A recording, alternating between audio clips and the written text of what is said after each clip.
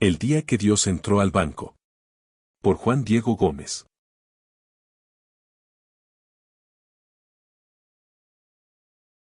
El debate. Cóctel de pobreza. Dos de las mayores fábricas de pobreza del planeta han sido el socialismo extremo, y su metástasis comunista, y el inadecuado manejo de los conceptos dinero y pobreza por parte de la Iglesia Católica. Ninguna otra máquina produjo en la historia semejantes niveles de miseria, conformismo y resignación, aquí y allá. Empecemos por el primero. No existe nadie con más afán de lucro que un izquierdista radical, pregonan el socialismo para el pueblo, pero en la práctica concentran la riqueza extrema y los lujos para unos pocos, sus cabecillas, porque la palabra dirigente es demasiado grande para ellos. El pasado está repleto de aberrantes casos en los que se asfixia a la sociedad entera, solo para que un grupúsculo de bribones se quede con el botín, regodeándose en el poder a perpetuidad. El socialismo socializa la pobreza, no la riqueza. Pero no es solo ese sistema político caduco, corrupto y conformista el que derivó en cinturones de pobres, mentales y materiales, a lo largo de todo el orbe.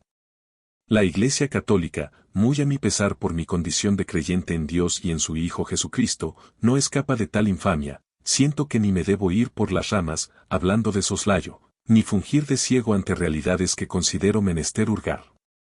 Inconcebible, por decirlo menos, resulta la alabanza a la pobreza que en pleno siglo XXI se da desde un púlpito a otro, desde una catedral a otra, de un país a otro, hoy en día, y por todo el planeta.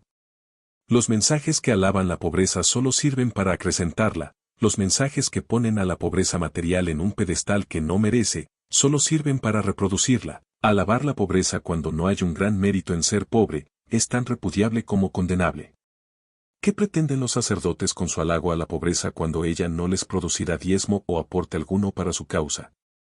¿Qué pretenden los sacerdotes que alaban la pobreza material, que condenan la riqueza, cuando aquella no genera beneficio alguno para las necesidades que demandan? El pobre no puede ayudar a alguien, financieramente hablando, porque no se sostiene ni siquiera a sí mismo. No tiene dinero para cubrir sus gastos.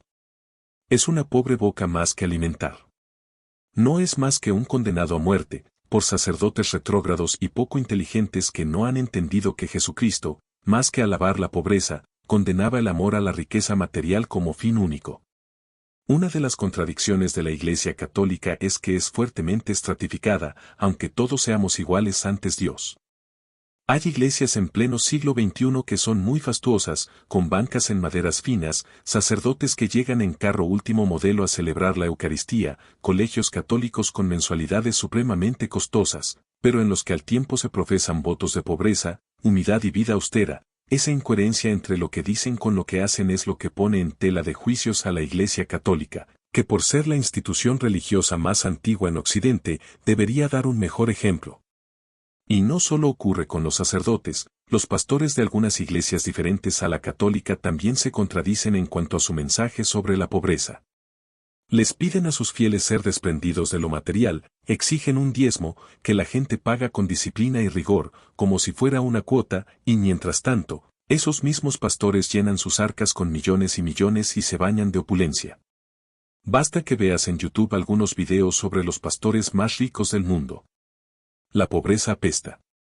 Lo he dicho en cientos de ocasiones, se me revuelve la sangre y debo apelar al autocontrol para que, en medio de una ceremonia religiosa, esto es, una Eucaristía, no deba interpelar al sacerdote que todavía, en estos tiempos, condena a quienes generan riqueza, desconociendo el cómo la lograron y el para qué la consiguieron. Ser pobre no es digno de nada. Ser pobre no es motivo de orgullo. Callaos sacerdotes y pastores irreflexivos si de alabar la pobreza se trata. Si todos quienes les escuchan son pobres, o por sus lamentables mensajes lo siguen siendo, ¿quién les aportará el dinero para pagar el agua y la luz de la iglesia, su expansión y crecimiento, los quehaceres diarios de los sacerdotes y religiosas y el mismo alimento que les mantiene vivos?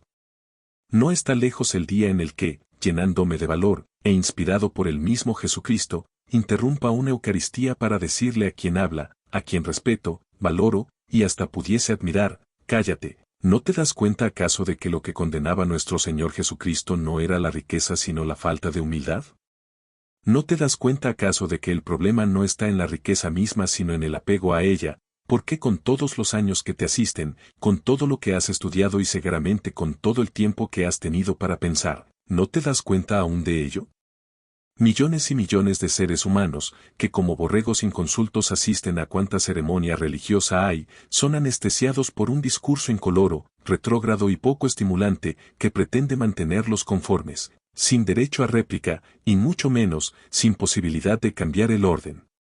Tú, sacerdote o pastor, que me estás leyendo por una u otra razón, o que te estarás enterando de estas líneas, y no por coincidencia, reflexiona, tu mensaje hará que la gente se desarrolle y crezca, o, por el contrario, que se anule y muera en vida, aún respirando.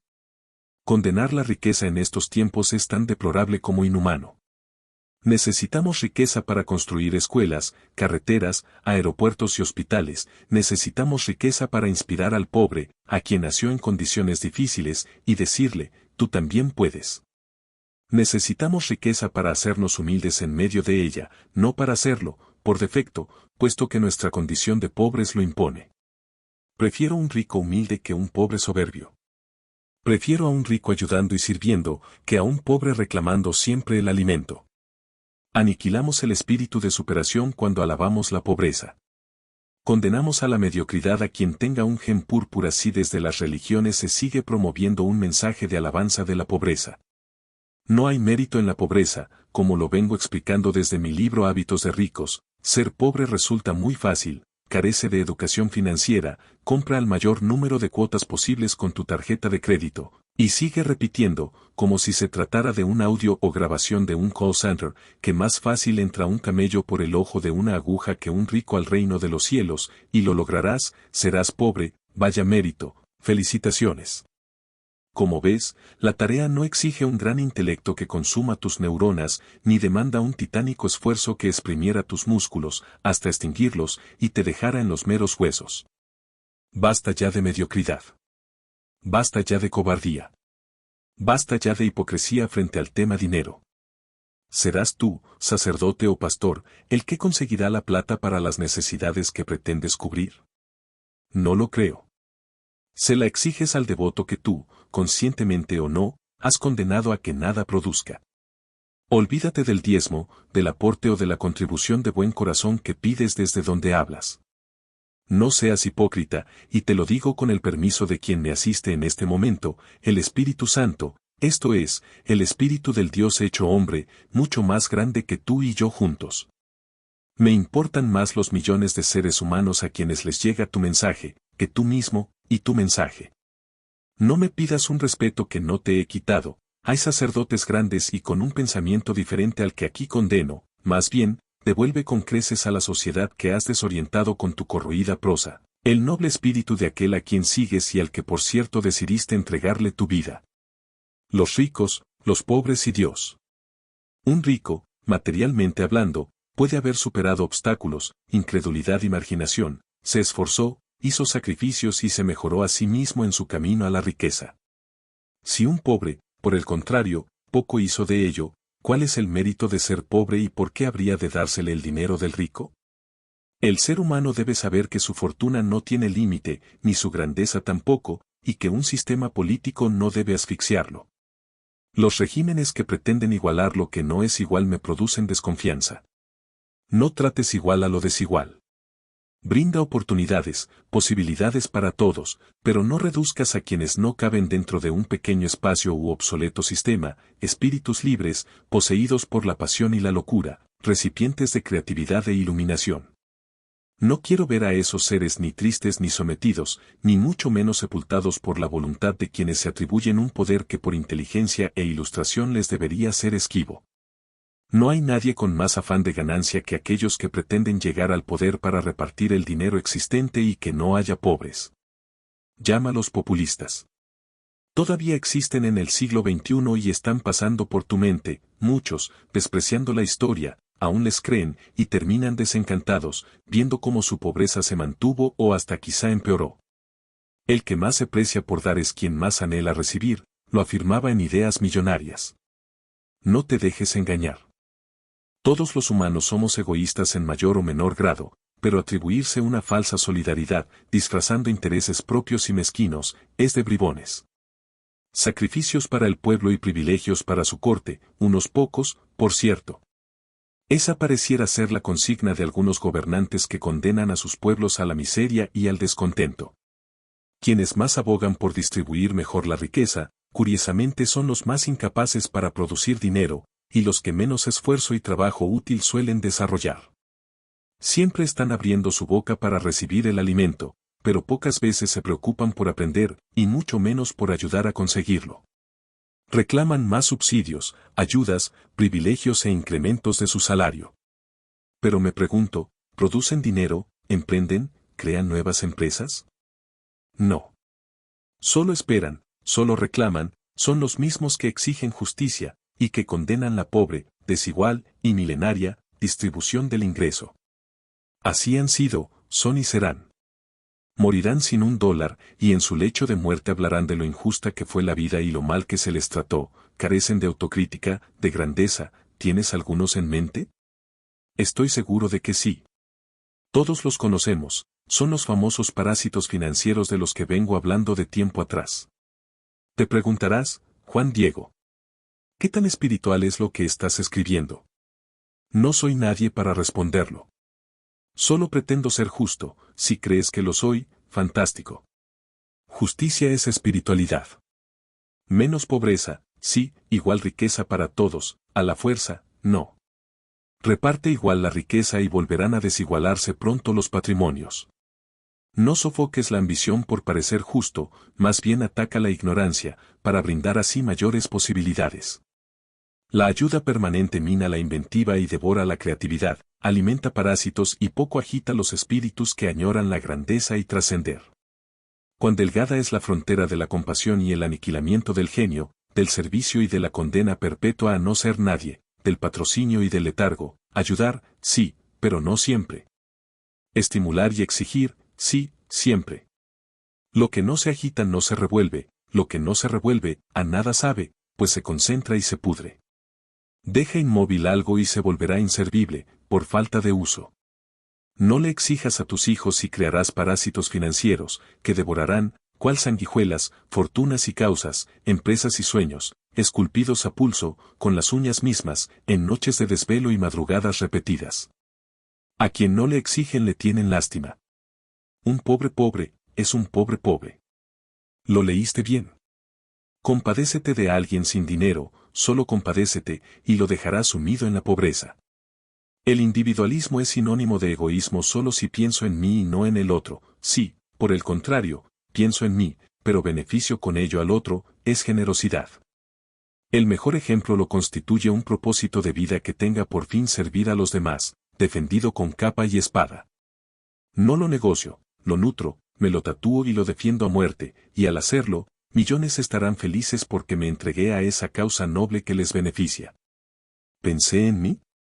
Claro que sí. Pero le hice bien a otros, me podrán acusar los hechos, una relativa vanidad y un ego haciendo presencia, sin embargo, me excusarán los resultados, más personas felices, con un propósito de vida claro, ricas material y espiritualmente, y con ganas de comerse el mundo. Si renunciamos a ese individualismo, son pretexto de pensar en lo que diga el otro, vivir como lo quiera el otro y hacer lo que el otro me demande, sin tener en cuenta mi propia felicidad, lo que me apasiona, en lo que marco diferencia y puedo ayudar, flaco sería el favor prestado. Me habría olvidado de mí, solo para comprar causas que gusten a los demás, populistas quizás, pero que mancillan tanto mi felicidad como a mi energía. Tengo registrada, ante las autoridades competentes, la expresión modo hervir. Brotó de mis entrañas, reflejando lo que creo ser, lo que siento, y se convirtió en un canto de batalla entre nuestros seguidores, en un estilo de vida. Ningún nombre es fortuito. Condeno y aborrezco la debilidad y los lamentos, las autocomplacencias, la falta de disciplina y las flagelaciones que no caducan. La naturaleza se ensaña con el débil, sin consideración o vacilación alguna. Se torna implacable. El hipocondríaco es quien más enferma. Atrae dolor y miseria. Deploro palabras o expresiones como pobrecito, qué pesar, qué dolor, qué tristeza. Podemos sentirlas, somos humanos. pero no las pronuncies por favor, te harás un bien al no hacerlo. Sabiduría es alejar todo pensamiento y expresión que nos debilite. Desde ya te obsesionarás entonces por no depender de nadie más que de ti mismo y del ser superior que te acompaña, no te quejarás, ni te lamentarás por nada. Eres un púrpura. La otra soberbia. Me genera más confianza aquel que ya hizo algo que quien no ha hecho nada. Es llamativo que en nuestra sociedad sea sospechoso ser rico y no pobre. La prueba de ello es la cantidad de frases, surrealistas por demás, que abundan entre los pobres. Algunas de ellas, si tiene plata fue porque algo malo debió haber hecho, detrás de toda fortuna se esconde algún pecado, si me vuelvo rico me convertiré en una mala persona. Paro ahí para no tener que vomitar. Lo curioso es que la pobreza nunca genere sospecha. A mí sí me la genera, en muchos casos, para decir la verdad. Sobre todo, en los que encuentro a alguien dotado para ser rico, pero no lo es. Tiene tiempo, talento y razones para progresar, no obstante, pareciera estar conforme siendo pobre, o resignado a ser pobre, que es peor. Eso sí que me genera sospecha, me produce poca confianza y sí que se aleja del verdadero concepto de humildad. Esa clase de pobreza tiene más de condenable, reprochable y miserable que de admirable o de ser digna de emulación, elogio o vitoreo alguno. Hay cientos de millones de seres humanos como esos, autómatas. Seres que van de aquí para allá, de allá para acá, y no pasa nada con ellos. Se jactan de ser pobres y de llevar una vida normal. Ya regreso. En pocos minutos estaré de vuelta para seguir escribiendo, me han dado náuseas y creo que ahora sí iré a vomitar. Espero me entiendas y comprendas, que no me juzgues. Eso es lo que me producen esos cadáveres insepultos, los mismos que se engullen los impuestos, los tuyos y los míos por supuesto, pues ellos no tributan, dicen no tener con qué, pobrecitos, son dignos de lástima, y así les gusta parecer, teniéndolo todo para ser distintos. Y el tema no se queda allí y por ello mi irritación. Son los mismos que siempre están reclamando subsidios del gobierno, protestando en las calles por cuanta causa, justa o no, exista, y quejándose por lo difícil que está la situación, sin que hasta ahora pueda yo entender, con todos los años que me asisten, qué significa ese tropical término, la situación. Vaya usted a saber qué diablos es eso cuando la situación de un lado, por simple física, geografía y lógica, debería ser distinta a la de otro lado.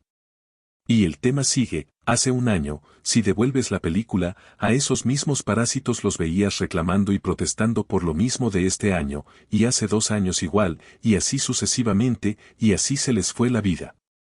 En sus últimos suspiros, ese gran batallón de pobrecitos se quejarán por su mala suerte, por supuesto.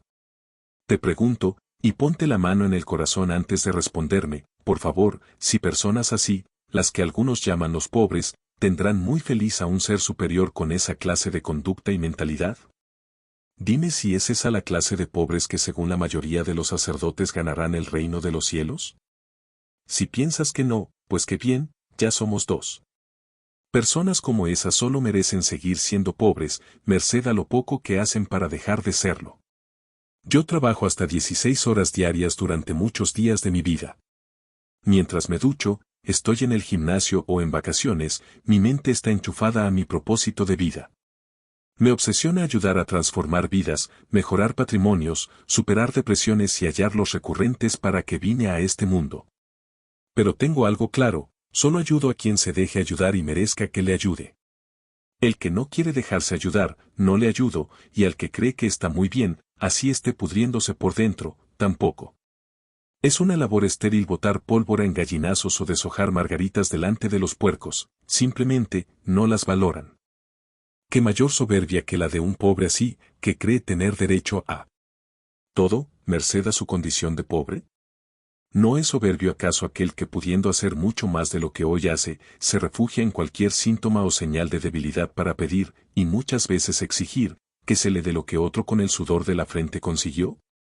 ¿Qué tan humilde es el pobre que no se esfuerza por mejorar su condición económica y que prefiere lamentarse por un pasado de exclusión y falta de oportunidades?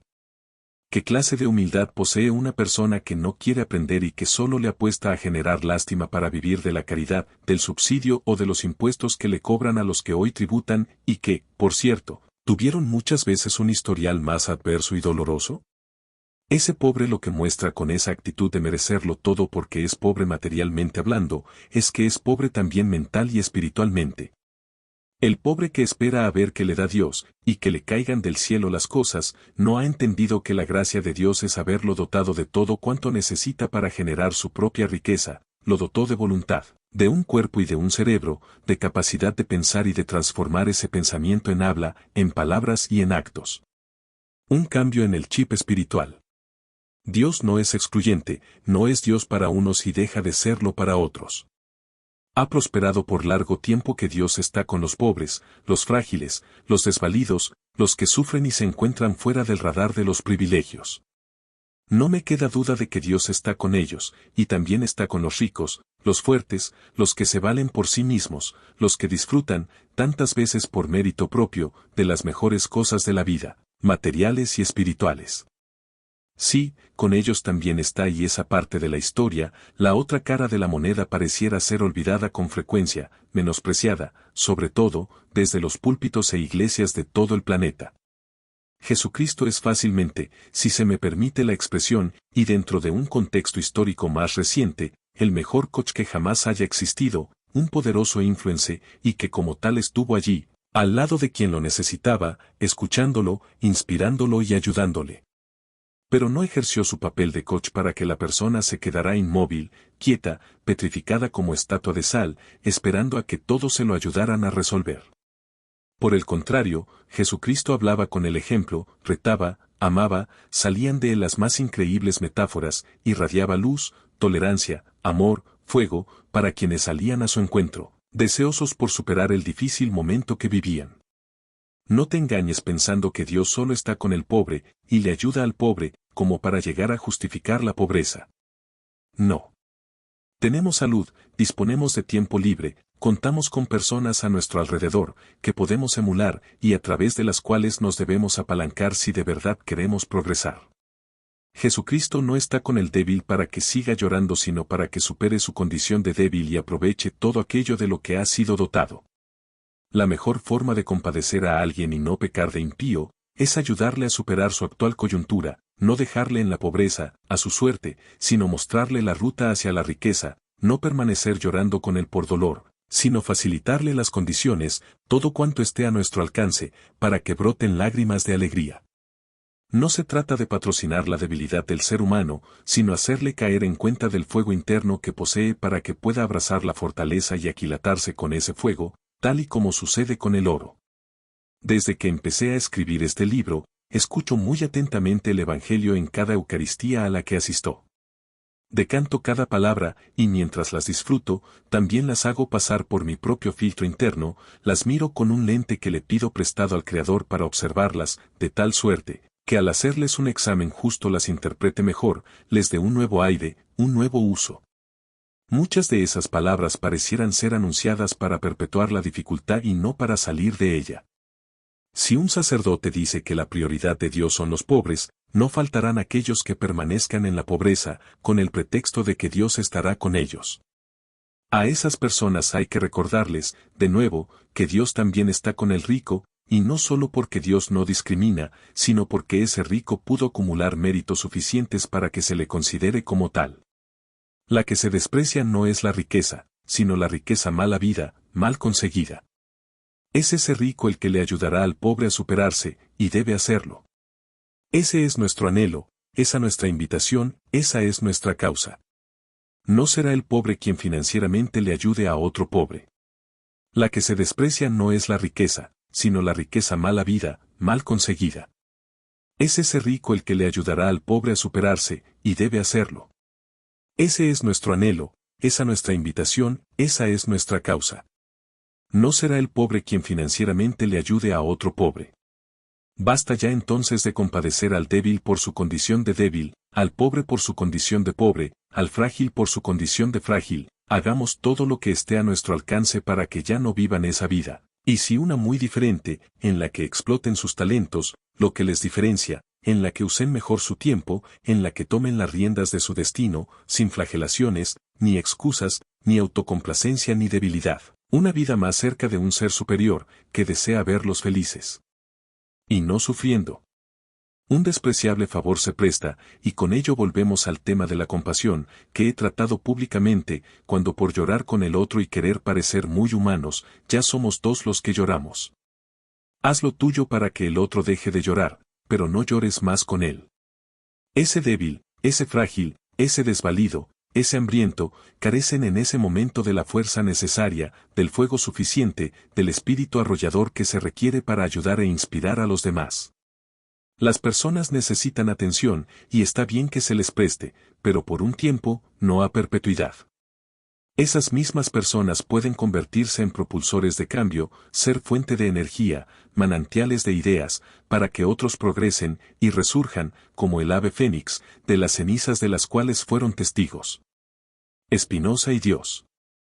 Tras lo que acabas de leer, reflexiones que alimentan el debate sobre espiritualidad y dinero, me sumerjo ahora en las profundas, polémicas y agitadas aguas de grandes pensadores y filósofos, y sus consideraciones sobre Dios, con un fin, de manera concreta, sintetizada y escogiendo profeso, con intención, distintas aproximaciones al concepto de Dios, ampliar el radar de lo que a tu alrededor gravita, para que así puedas alimentar tu criterio, nutrir ese debate y escoger mejor el pensamiento, la actitud y el maridaje de espiritualidad y riqueza que más creas que te convienen. De eso se trata la vida, de tomar decisiones estando más y mejor informado, para ser todos los días más felices. Baruch Spinoza, citado ampliamente en este libro, y por su propio mérito, fue considerado como uno de los tres grandes racionalistas de la filosofía del siglo XVII, junto con el francés René Descartes. Como suma de todas las leyes de la existencia, Dios era la perfección suprema, quien mantenía todo unido y en armonía, según Spinoza, y como lo registra Frédéric Lenoir, en su libro El milagro Spinoza, cuando los seres humanos contemplaban las operaciones de sus mentes del modo en que lo había hecho Descartes, se abrían a sí mismos al ser eterno e infinito de Dios que actuaba dentro de ellos, al igual que Platón. Spinoza creía que el conocimiento intuitivo y espontáneo revelaba la presencia de Dios mejor que una laboriosa acumulación de informaciones. Nuestra alegría y felicidad en el conocimiento equivalen al amor de Dios, una deidad que no es un objeto externo para el pensamiento, sino la causa y el principio de ese pensamiento, que es profundamente uno con cada ser humano. No hay necesidad de una revelación ni de una ley divina, este Dios es accesible para todo el género humano. Dios es la sustancia única de todo lo que existe. Todo lo que es en Dios. Lo más importante, según Spinoza, era no burlarse, no lamentarse, no detestar, sino comprender. Todo tiene una causa, desde el orden cósmico al desorden de nuestras pasiones, y todo puede ser explicado por las leyes universales de la naturaleza. Spinoza definía a Dios como la sustancia única de lo que es y decía que todo caos no era más que una apariencia, el azar, al igual que los milagros, no existen. No juzgo en absoluto los actos humanos, sino que busco entenderlos para intentar mejorarlos. Me parece que vencer al mal atacando sus causas profundas es mucho más útil que pasar el tiempo indignándose, lamentándose, detestando y condenando, cosa que demasiado a menudo nos dispensa de actuar. En el conocimiento y el amor de Dios consiste nuestro bien soberano y nuestra beatitud, entendida por esta la libertad y la felicidad. El fin último y objetivo de todas las acciones humanas es amar y conocer a Dios. A través del conocimiento de la naturaleza y de sus leyes, el filósofo accede al conocimiento y al amor de Dios. Baruch Spinoza dice, a propósito de los milagros, si se admitiera que Dios obra contrariamente a las leyes de la naturaleza, estaríamos obligados a admitir también que obra contra su propia naturaleza, y no puede haber nada más absurdo. Una cosa es que algo no se haya explicado aún, y otra que sea inexplicable. Spinoza, según señala su biógrafo, critica con la misma fuerza todas las religiones dado que activan las pasiones tristes de los individuos, sobre todo el miedo, para poder oprimirlos mejor, se apartan de la única vocación que deberían tener y, en cambio, difunden el odio al otro y la intolerancia, mientras que los creyentes dan prueba de la hipocresía o se creen superiores a los demás. Con los siglos y el desarrollo de la tradición cristiana, la palabra pecado se ha convertido en una palabra culpabilizadora, que arrastra el peso de una moral aplastante, la de las interminables listas de pecados creadas por la Iglesia, algunos de los cuales supuestamente pueden conducirnos directo al infierno. No hay nada de esto en el Evangelio. Jesús no juzga ni condena a nadie. Cuando salva a la mujer adúltera de la lapidación, le dice, yo no te condeno, vete y no peques más. Un espinosista la podría traducir por, crece en tu deseo, reoriéntalo y no te equivoques más de objetivo. Siempre pasa lo mismo con Jesucristo, que no juzga ni condena, sino que salva y eleva, según la frase de Juan, el evangelista, Dios no ha enviado a su Hijo al mundo para que lo juzgue, sino para que lo salve. Jesús no dice jamás, esto está bien o esto está mal, sino más bien, esto es verdadero o esto es falso, esto te hace crecer o esto te hace disminuir. Y más que aplastar a sus interlocutores mediante una condena moral, los ayuda a levantarse mediante un gesto o una mirada amorosa, tal y como lo narra Lucas, el evangelista, en la historia de Zaqueo, a quien trató con amor para que se convirtiera, lo que finalmente ocurrió. El hombre virtuoso no es aquel que obedece la ley moral o religiosa, sino aquel que aumenta su posibilidad de obrar. Mientras el hombre de la moral tradicional se complace en sentimientos que disminuyen su potencia vital, como la tristeza, remordimientos, temor, culpabilidad y pensamientos de muerte, el hombre ético de Spinoza no busca más que aquello que fortalece su potencia vital. Él vuelve decididamente la espalda a la tristeza y a todos los sentimientos morbosos, para no pensar más que aumentar la alegría verdadera. Spinoza decía: la impotencia del hombre para gobernar y contener sus pasiones la llamo servidumbre. En efecto, el hombre sometido a los sentimientos ya no depende de sí mismo, sino de la fortuna, cuyo poder sobre él es tal que a menudo se ve obligado a hacer lo peor, aunque vea lo mejor. La libertad para él es, por una parte, la inteligencia de la necesidad, y por otra, la liberación con relación a las pasiones. El ignorante será siempre esclavo de sus pasiones, y finalmente desgraciado, porque está encadenado a sus afectos, cuyas causas ignora, mientras que el sabio obrará bajo la guía de la razón y será feliz, ya que está liberado de la servidumbre de la ignorancia y de las pasiones. Y continúa el filósofo: aquel que se comprende a sí mismo y comprende sus sentimientos de una manera clara y distinta, ama a Dios, y tanto mejor se comprende a sí mismo y comprende sus sentimientos. Cuanto más nos conocemos, más orden ponemos en nuestros afectos, más aumentamos en potencia y en alegría, y más participamos en la naturaleza divina y experimentamos el amor de Dios. La ética de Spinoza, según Frédéric Lenoir, no establece ninguna obligación moral, como un deber ser o un hay que hacer, sino que nos propone adquirir un discernimiento personal sobre las causas de nuestros sentimientos, con el fin de crecer en potencia, libertad y alegría. El Dios de Spinoza. Cuando Albert Einstein dictaba conferencias en las numerosas universidades de los Estados Unidos donde estuvo, le preguntaban recurrentemente los estudiantes: ¿cree usted en Dios? Y él siempre respondía: creo en el Dios de Spinoza. El que no había leído a Spinoza, se quedaba en las mismas. Einstein sostenía que el misticismo es la semilla de todas las artes y las ciencias verdaderas. Saber que lo que es impenetrable para nosotros existe realmente, se nos manifiesta como la sabiduría suprema y la belleza más radiante, que nuestras débiles facultades pueden comprender solo en sus formas más primitivas. Este conocimiento, esta experiencia, ocupa el centro de todas las formas de religiosidad verdaderas. En este sentido, y solo en este sentido, pertenezco al grupo de los hombres religiosos piadosos. Dios hubiera dicho, según Spinoza, deja ya de estar rezando y dándote golpes en el pecho.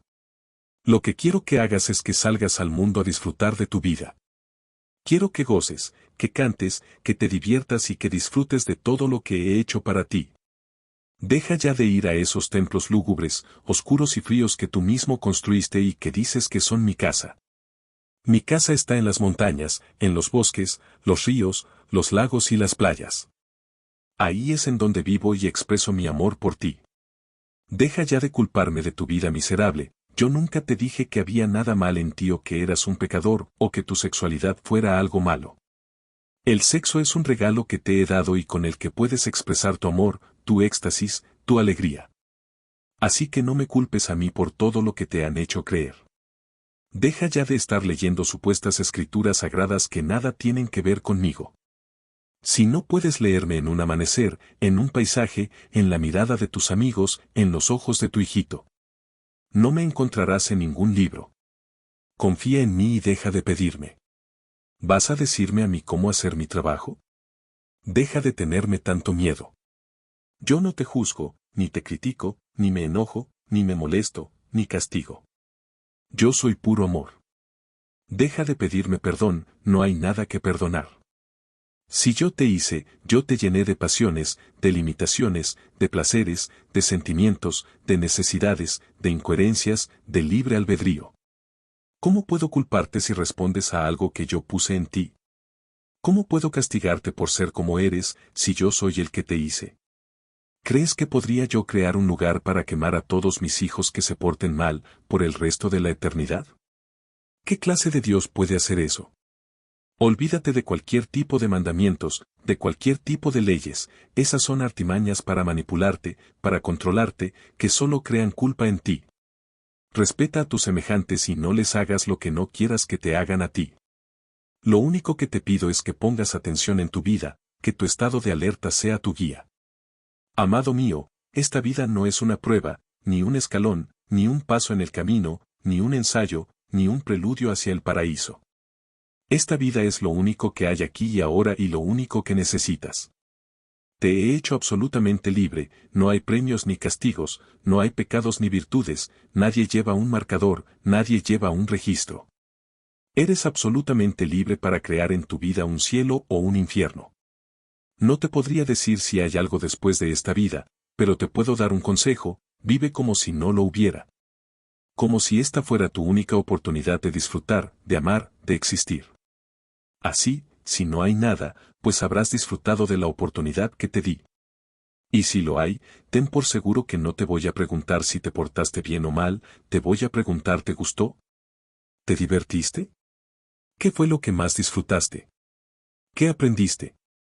Deja de creer en mí, creer es suponer, adivinar, imaginar. Yo no quiero que creas en mí, quiero que me sientas en ti. Quiero que me sientas en ti cuando besas a tu amada, cuando arropas a tu hijita, cuando acaricias a tu perro, cuando te bañas en el mar. Deja de alabarme, ¿qué clase de Dios ególatra crees que soy? Me aburre que me alaben, me harta que me agradezcan. ¿Te sientes agradecido? Demuéstralo cuidando de ti, de tu salud, de tus relaciones, del mundo. ¿Te sientes mirado, sobrecogido? Expresa tu alegría. Esa es la forma de alabarme. Deja de complicarte las cosas y de repetir como perico lo que te han enseñado acerca de mí. Lo único seguro es que estás aquí, que estás vivo, que este mundo está lleno de maravillas. ¿Para qué necesitas más milagros? ¿Para qué tantas explicaciones? No me busques afuera, no me encontrarás. Búscame dentro, ahí estoy, latiendo en ti. Por más que vuelvo y leo lo que acabas de leer, sobre el Dios de Spinoza, me resulta difícil no estar de acuerdo en alto grado. Más allá de su condición de mortal, de ser abanderado de la razón como prisma para juzgar y sentenciar, y de obviar, cegaramente por ese espíritu racional que lo definía, la dimensión espiritual y mística de Dios, como sus mismos biógrafos, como Lenoir y devotos lo sostenían, la definición de Spinoza es brillante por decirlo menos. Con el paso de los años te tornas ecléctico, no compras el 100% de algo con la celeridad que lo hacías antes. Piensas las cosas dos veces, decantas y procesas para un mejor juicio o decisión. No le compro todo a Spinoza, pero cuánta lucidez y brillo, cuánto adelanto, hace más de 340 años murió, o se transformó, en 1677, a los 44 años, léelo bien, y aún hoy escribimos hoy sobre él, y su pensamiento continúa vigente. Muchos ortodoxos lo despreciarán, como en su momento lo hizo la comunidad judía, pero al no estar comprometido con algo, reverenció su pragmática esencia y admiración por Jesucristo, la tenía.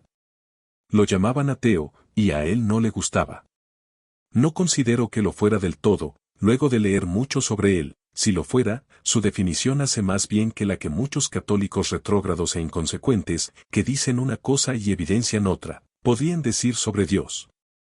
Si ves a Dios, si sientes a Dios, si experimentas a Dios, como lo define Spinoza, quedaré bastante tranquilo. ¿Era Baruch Spinoza un ateo? Como lo citaba, a Spinoza no le agradaba que lo llamaran ateo. Tras leerlo, podríamos afirmar que su condición lo pone en el límite de la definición misma, admira a Jesucristo y desprecia y critica la religión, y no solo al cristianismo sino al Islam, con vehemencia. Por un lado, es ateo si se entiende tal término como un ignorante de la dimensión espiritual. Uno de los grandes vacíos de Spinoza, que reconocen incluso biógrafos suyos, como Frédéric Lenoir, fue desconocer el componente místico y espiritual de muchos fenómenos, a tal punto que no creía en milagros. Sin embargo, la definición de Dios de Spinoza, que tanto entusiasmaba a intelectuales y científicos como Albert Einstein, lo ponen de nuevo en el terreno de la espiritualidad. Tras esa definición, consagrada atrás, es difícil atreverse a calificar a Spinoza de ateo. Goethe y su mentor espiritual. Al igual que ocurría con Spinoza, una aproximación muy práctica a Dios, si me es permitido el término, es la que tenía Susanne von Klettenberg, quien fue la mentora espiritual del gran poeta alemán del siglo XVIII, Johann Wolfgang von Goethe, ya mencionado. Me resultó llamativa y admirable tanto su vida como su aproximación a Dios. En palabras de su protegido y discípulo espiritual, ella no había encontrado y aceptado a su Salvador por angustia de la conciencia. Tampoco la acuciaban las sutilezas teóricas. No consideró necesario encontrar ninguna fundamentación para su Dios, era simplemente evidente para ella, una sensación feliz y una revelación del corazón. Jesús vivía en ella como amigo interior, como un amigo con el que estaba unida con un amor de tonalidades eróticas, tenía una devoción encantadora y carente de mojigatería, vivida libremente desde sí misma, sin el opremente dualismo entre sentimiento y razón moral, entre experiencia inmediata y principios dogmáticos. No creía en una realidad divina exterior, sino en su mismidad, creía que en la unión con Jesús se convierte en una mismidad mejor, se supera y alcanza espontaneidad, agrado en la vida y posibilidades de expresión. El alma es bella porque no está forzada por nada, y porque no necesita forzarse a sí misma.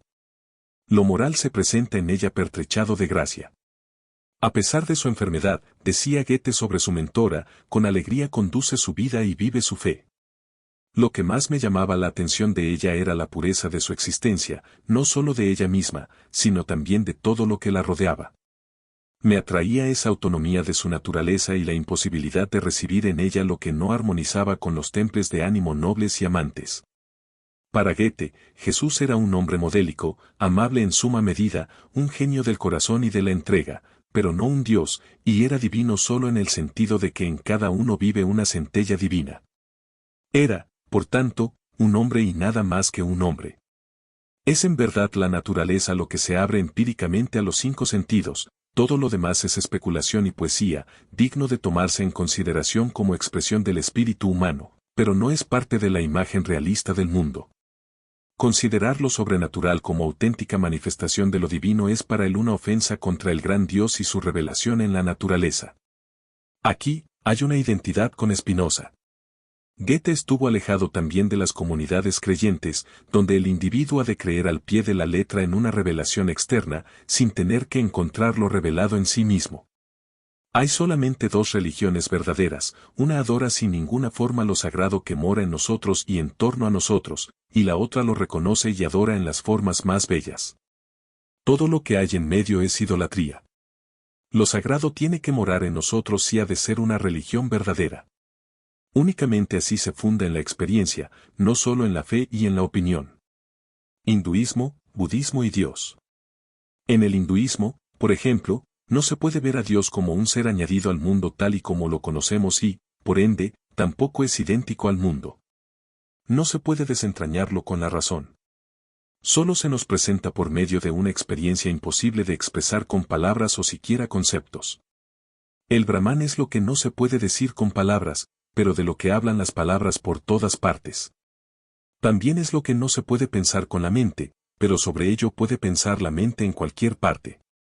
Como lo dijera Kena Upanishad, en su libro de Upanishads, Dios llega al pensamiento de los que lo conocen fuera del pensamiento, no de los que se imaginan que puedan alcanzarlo con su pensamiento.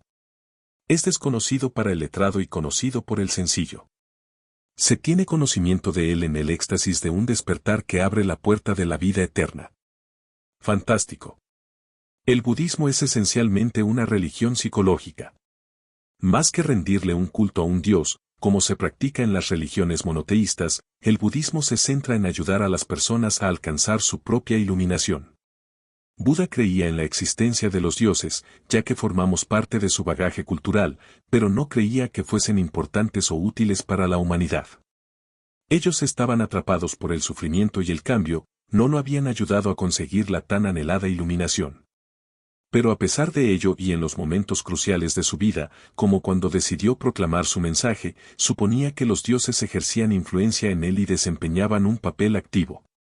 Buda creía que la realidad última del nirvana, léase gozo, estado de plenitud o eliminación del dolor, estaba por encima de los dioses. Por ejemplo, cuando los budistas experimentaban un sentido de trascendencia en su meditación no creían que fuese la consecuencia del contacto con un ser sobrenatural. Estos estados son naturales en la humanidad, puede alcanzarlos cualquiera que vive de un modo correcto y que aprende las técnicas de yoga. Por eso Buda invitaba a sus discípulos a que se salvaran a sí mismos y no a que confiaran en un Dios.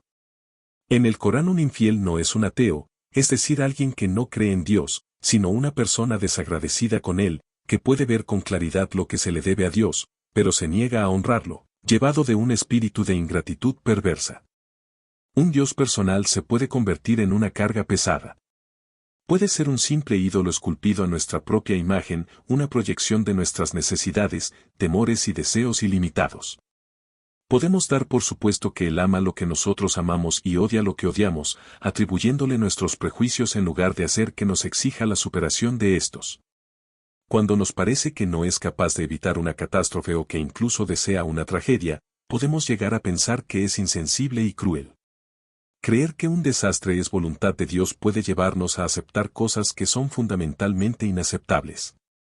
También, un Dios personal puede resultar peligroso. En lugar de hacernos superar nuestras limitaciones, Él puede servirnos de estímulo para que nos acostumbremos a ellas, puede hacernos tan crueles, insensibles, autosuficientes y parciales como parece que Él lo es. En lugar de inspirar la misericordia que ha de caracterizar a cualquier religión desarrollada, puede exhortarnos a juzgar, condenar y marginar. Por consiguiente, parece que la idea de un Dios personal solo puede ser un estadio en nuestra evolución religiosa. Como decía Tomás de Kempis, canónigo agustino del siglo XV, autor de La Imitación de Cristo, uno de los libros más famosos de devoción cristiana. ¿De qué le sirve a uno hablar con erudición sobre la Trinidad si le falta humildad y, por tanto, ofende a la Trinidad? Prefiero con mucho sentir la contrición antes que ser capaz de definirla. Si uno se sabe la Biblia de memoria y todas las doctrinas de los filósofos, ¿de qué le sirve si no tiene la gracia y el amor de Dios? Emerson y Dios. La religión norteamericana de la confianza en sí mismo es obra de Ralph Waldo Emerson, quien señaló, no te busques fuera de ti. Propuso una nueva religiosidad al margen de púlpitos y dogmas conservadores que considerara la divinidad del ser humano. Edward LaRocque Tinker, analizando la obra de Emerson, sostenía sobre él, Emerson abandonó la fría y dura estrechez de la religión de sus antepasados, la cruel creencia en el pecado original, el infierno y la eterna condenación, en favor de una filosofía más benigna, aunque con tantos remiendos como el manto de un sacerdote budista. Su mente era de un gran discernimiento espiritual, y mientras leía a Platón, Goethe, Montaigne, Kant o Swedenborg, escribía en sus diarios y absorbía aquellas ideas que armonizaban con él. Con tales ideas tejió la urdimbre y trama de su imborrable creencia en Dios. Transformó la imagen del Dios de la venganza de sus antecesores en una deidad que fue todo comprensión, todo poder, y de una fuerza impersonal operando a través de la ley moral. El resultado no fue un almodrote exótico de incongruentes partículas de sabiduría, sino una justa y acabada filosofía de verdad a la vez que de mística nobleza. Emerson incorporó su nueva elaboración, su ideal filosófico de Dios, en un ensayo sobre la naturaleza, su primer libro. Este fue una impecable rapsodia, bella y esotérica, del significado de la hermosura de la naturaleza y de la relación del hombre con ella. Predica la teoría de que el universo está compuesto de naturaleza y espíritu, que la naturaleza es la prolongación de Dios, que el hombre es parte de la naturaleza, y por lo tanto parte de Dios, y que, para obtener sabiduría, fuerza e inspiración, el hombre solo tiene que volverse hacia la naturaleza y vivir en armonía con ella. Friedrich Nietzsche y Dios. A su madre, Francisca, no le cabía la menor duda de que su hijo tenía la capacidad de cumplir sus propios sueños y ambiciones y de seguir los pasos de su padre en la iglesia. La emoción que sentía el niño por la teología le permitió sacar notas excelentes en la asignatura. A los 12 años, y fervorosamente religioso, tuvo una visión de Dios en toda su gloria. Eso le decidió a dedicar su vida a Dios. Nietzsche escribió: en todo, Dios me ha guiado sin peligro como un padre guía a su frágil hijo pequeño. Con convicción interior he decidido dedicarme para siempre a su servicio. Que el Señor me dé fuerzas y capacidad para llevar a cabo mi propósito y me ampare en el camino de mi vida. Como un niño, me confío a su gracia, que Él nos proteja a todos y nos libre de infortunios. Hágase su voluntad. Cuanto Él me conceda, lo aceptaré con alegría, la felicidad y la infelicidad, la pobreza y la riqueza, y con valentía miraré directamente a los ojos de la muerte que un día nos unirá a todos en la dicha eterna. Sí, amado Dios, que tu rostro nos ilumine por siempre. Amén. La historia sería muy diferente. Dominado por ese sentimiento religioso bastante convencional, en sus pensamientos íntimos se ocultaba una extraordinaria herejía. Un principio básico de la fe cristiana es que la Santísima Trinidad la forman Dios Padre, Dios Hijo, que es Jesucristo, y Dios Espíritu Santo. Pero el Nietzsche de 12 años no podía aceptar lo ilógico de esa estructura. Su razonamiento erigía una Santísima Trinidad distinta. Cuando tenía 12 años imaginé por mi cuenta una maravillosa Trinidad, Dios Padre, Dios Hijo y Dios Demonio. Mi deducción era que Dios, pensando por sí mismo y creando a la segunda persona, tenía que pensar en su contrario, y por tanto tenía que crearlo. Así fue como empecé a filosofar. Después, Nietzsche diría la ya famosa sentencia de Dios ha muerto y escribió un libro llamado El Anticristo. Criticó la religión, el cristianismo, los sacerdotes y manifestó: prefiero ser bufón que santo. Respetó, y a su particular modo, la figura de Jesucristo, por quien profesó admiración. Luego de leer esto, me pregunto: ¿quién es Nietzsche frente a la naturaleza, los milagros, la historia, apenas una brizna? ¿Una partícula de arena del desierto? ¿Una gota del mar? Como lo dijera Enrique López Castellón, prologuista del libro El Anticristo, de Nietzsche. En principio, no hay nada más desorientador que su propio título, ya que éste podría sugerir que se trata de un ataque a la figura histórica de Cristo, cuando lo que critica duramente Nietzsche es la institucionalización del movimiento cristiano y, en concreto, la acción manipuladora de textos y dominadora de las conciencias realizada secularmente por una casta sacerdotal cuya delimitación en el tiempo trasciende el ámbito de una religión determinada. Mensajes finales. Ya sabes que tengo una asesora espiritual, que oro varias veces al día y que voy a misa semanalmente como tantas personas. Además, ayudamos a través de invertir mejor a algunas causas sociales. Pero ¿sabes qué? Eso aún es muy poco, siento que casi nada, si le comparo con lo que otros hacen, o mejor aún, con lo que sé que puedo llegar a hacer, y puedes hacer tú también. La evolución espiritual que he tenido es un progreso frente a lo que fue mi pasado, claro. Pero recuerda, conformismo cero. Me desahogo contigo y me pregunto al final de este libro cómo ser mucho más espiritual para sentir más cerca a Dios, su amor y presencia, y cómo lo podrías sentir más tú también. Una luz emana, más oración, seguramente, otra luz llega, ayudar y servir a cuantos más pueda. Me siento lleno de Dios cuando contribuyo a transformar una vida, cuando contemplo un rostro que ya no tiene lágrimas de dolor sino de esperanza y felicidad, uno que ya no refleja dudas sino certezas, uno que tiene amor, y ya no odio. Siento a Dios cuando recompongo pasados, cuando les digo a las personas que ese pasado no es un sofá en el que se sientan los perdedores a llorar y a lamentarse por lo que pudo haber sido y no fue, sino aquel trampolín con el que se impulsan los ganadores para superarse y llegar más lejos. Siento a Dios cuando les hago entender a las personas que mientras más haya golpeado el sufrimiento a sus puertas, más resilientes habrán de ser ahora.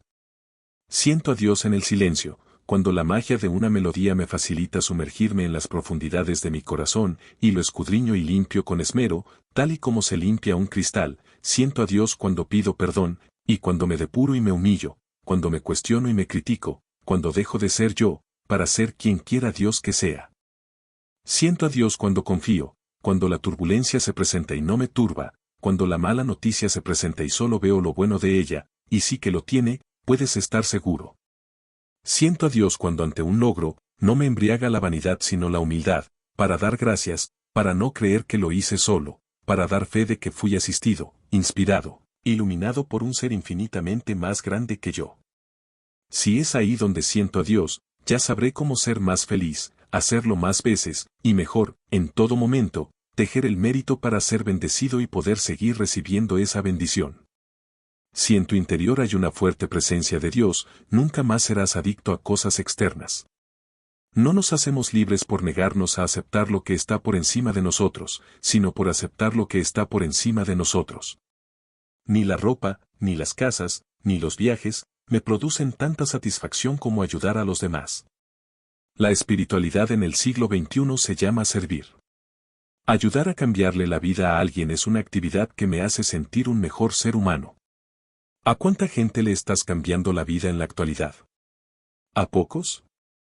¿A muchos? Puedes hacerlo con tu talento, con tu experiencia y vocación por servir. Ese es el reto que desde aquí te pongo.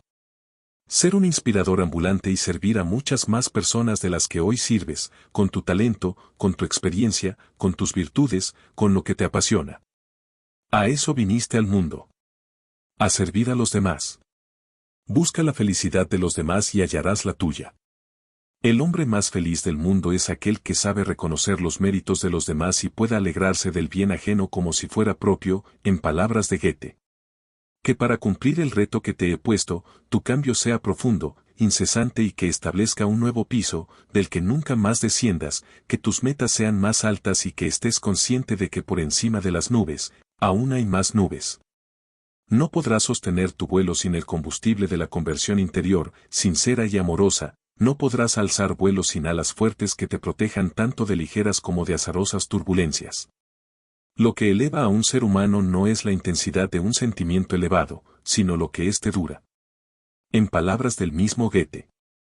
El gusano que contempla envidioso el vuelo del águila de pronto queda envuelto en un torbellino y es llevado hacia arriba junto con el polvo. Allí puede sentirse también excelso, aunque por breve tiempo, hasta que el viento contiene la respiración. El viento se hunde, y el gusano con él. Ahora se arrastra como antes. Que seas águila y no gusano. Decrétalo. ¿Cuándo nos conoceremos? Que Dios te bendiga. Juan Diego Gómez Gómez.